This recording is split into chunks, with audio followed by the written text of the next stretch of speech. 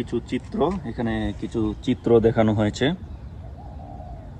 মানে একেবারে তমতমে পরিবেশ। আপনারা যদি দেখেন, মানুষ এই যে হাত তুলে তারা যাতায়াত করছে, মানে এটা মনে হচ্ছে যে একটা জেলবন্দি অবস্থা বাংলাদেশের। হ্যালো, আসসালামু আলাইকুম বন্ধুরা, welcome to go server daily. আমি আমার প্রবাসী ভাইদের জন্য একটা উদ্যোগ নিয়েছি, যেহেতু বাংলাদেশে কোনো ইন্টারনেট এবং কোনো কিছু চলছে না। তার জন্য আমি বিভিন্ন জায়গা থেকে নিউজ কালেক্ট করে, বিশেষ করে বিবিসি, আল জাজিরার মতো নিউজ চ্যানেলগুলো, অথেন্টিক নিউজগুলো আপনাদেরকে দেওয়ার চেষ্টা করছি। কারণ বাংলাদেশে এই মুহূর্তে কোনো টিভি চ্যানেলেই আপনাদেরকে ইন্টারনেটে দিতে পারতেছে না। তার জন্য আমি হচ্ছে যে অথেন্টিক কিছু নিউজ কালেক্ট করে আপনাদের সামনে পড়ছি। আশা করি আপনাদের ভালো লাগবে। সাবস্ক্রাইব করুন, সাবস্ক্রাইব করে না থাকুন। নরসিংদীতে কারাগারে হামলার পর পালিয়েছে 8 শতাধিক আসামি। গতকালকে আমরা শুনছিলাম যে 100-র মতো আসামি পালাইছিল, এখন এটা দাঁড়াইছে 8 শতাধিক। আর এটা হচ্ছে যে নরসিংদী কারাগারে হামলার পর সেখানে 8 শতাধিক কারাবন্দী পালিয়ে গেছে বলে কারা কর্মকর্তা জানিয়েছে। বিকাল 4:45টার দিকে হাজার হাজার মানুষ নরসিংদী কারাগারে হামলা চালায়। এরপর তারা কারাগারের দরজা ও লক আপ ভাঙতে শুরু করে। 826 জন কারাবন্দী পালিয়ে যায়।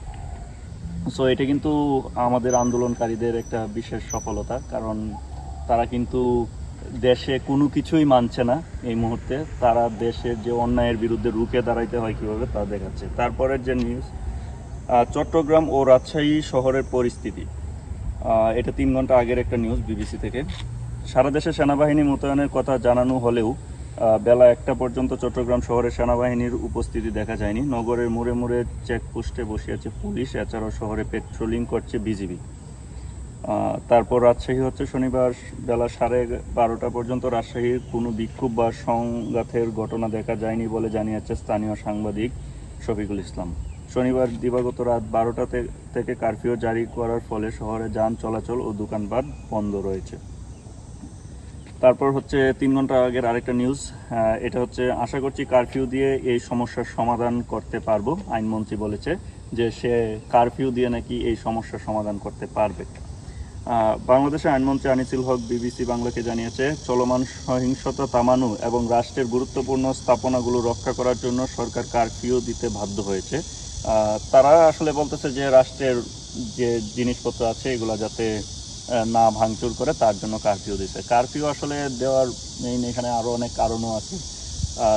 তখনই 144 যারা বা কারফিউ দেওয়া হয় যখন দেখা যায় রাষ্ট্রের অভ্যন্তরীণ যে কর্মকর্তা বা পুলিশ সদস্য, বিজিবি যারা আছে তারা কন্ট্রোল করতে পারে নাই, দেখেই কিন্তু শেষ যে সম্বল আর্মিকে নামানো হয়েছে। এখানে 4 ঘন্টা আগের একটা নিউজ, রংপুরে থমথমে পরিস্থিতি। রংপুরে নাকি অনেক থমথমে পরিস্থিতি। এখানে বলা হয়েছে, কারফিউ জারির পর শনিবার সকাল থেকেই রংপুরে থমথমে পরিস্থিতি বিরাজ করছে। রংপুরের প্রধান সড়কগুলোতে টহল দিচ্ছে সেনাবাহিনী। সেখানকার প্রধান সড়কে যান চলাচল দেখা যায়নি বলে জানান স্থানীয় সাংবাদিক ও শাহরিয়ার মিল। এছাড়াও শহরের বিভিন্ন মোড়ে সীমিত পরিসরে স্থানীয় লোকজনের দেখা গেছে বলে জানান তিনি। তারপর 4 ঘন্টা আগের আরেকটা নিউজ হচ্ছে, ঢাকা নারায়ণগঞ্জ লিংক রোডে গাড়িতে আগুন। 5 ঘন্টা আগের আরেকটা নিউজ, কোটা আন্দোলনের অন্যতম সমন্বয়কারী নাহিদ ইসলাম আটক হয়েছে। নাহিদ ইসলামকে সকাল 10টায় তাকে আটক করা হয়েছে। তারপর গণ অধিকার পরিষদের নুরুল হক নূর আটক হয়েছেন। তাকে রাত 3টায় তার বাসা থেকে গোয়েন্দা বাহিনী এবং বাংলাদেশ পুলিশ, বিজিবি তারা তাকে আটক করে নেয় এবং আটক করার সময় বাসা থেকে অন্তত 7টি মোবাইল ফোন নিয়ে যাওয়া হয়েছে বলেও পরিবারের পক্ষ থেকে দাবি করা হয়েছে। তারপর এখানে বলা হয়েছে যে শুক্রবারের সহিংসতায় সারা দেশে অন্তত 56 জনের নিহত হয়েছে। একটা চ্যানেল বলতেছে যে এটা 67 জনের মতো মৃত্যু হয়েছে, টোটাল 103 জন। এটা হচ্ছে সকালের নিউজ, 7 ঘন্টা আগের নিউজ। এইটা মনে হয় এখন আরও বেড়ে দাঁড়িয়েছে ধারণা করা যাচ্ছে।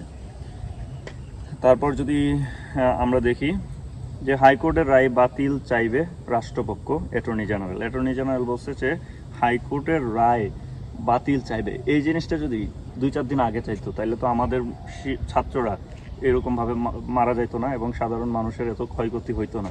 বুঝলো, কিন্তু দেখা যায় যে হারায়া, মানে আমাদের দেশের মানুষের আসলে জীবনে কোনো মূল্য নাই। মানে এখন বলতেছে যে হাইকোর্টের রায় বাতিল চাইবে রাষ্ট্রপক্ষ কি এটা আর কিছুদিন আগে চাইলে পারতো না? কারফিউ চলছে শনিবার ঢাকার কিছু চিত্র, এখানে কিছু চিত্র দেখানো হয়েছে। মানে একেবারে তমতমে পরিবেশ। আপনারা যদি দেখেন মানুষ এই যে হাত তুলে তারা যাতায়াত করছে, মানে এটা মনে হচ্ছে যে একটা জেলবন্দি অবস্থা বাংলাদেশের। তারপর এখানে গাড়িতে আগুন দিয়েছে ছাত্ররা,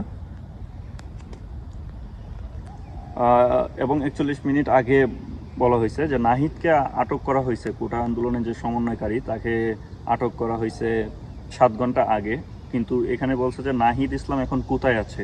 কোটা আন্দোলনের অন্যতম সমন্বয় নাহিদ ইসলাম আটক হওয়ার পর এখন পর্যন্ত সে কোথায় আছে সেটি নিশ্চিত হওয়া যায়নি, এখনও নিশ্চিত হওয়া যায়নি। সাভারের সংঘর্ষ, একজনের মৃত্যুর খবর পাওয়া গেছে শনিবার 47 মিনিট আগে একজনের মৃত্যুর খবর পাওয়া গেছে শনিবার দুপুর 12:30 থেকে 2টা। এই সময়ের মাঝে সাভার বাসস্ট্যান্ড এলাকায় পুলিশ ও ছাত্রলীগ কর্মীদের সাথে আন্দোলনকারীদের সংঘর্ষ হয়। পুলিশ ও ছাত্রলীগ কর্মীদের সাথে আন্দোলনকারীদের সংঘর্ষ হয়, মানে তারা এক পক্ষ আর হচ্ছে আন্দোলনকারীরা আরেক পক্ষ।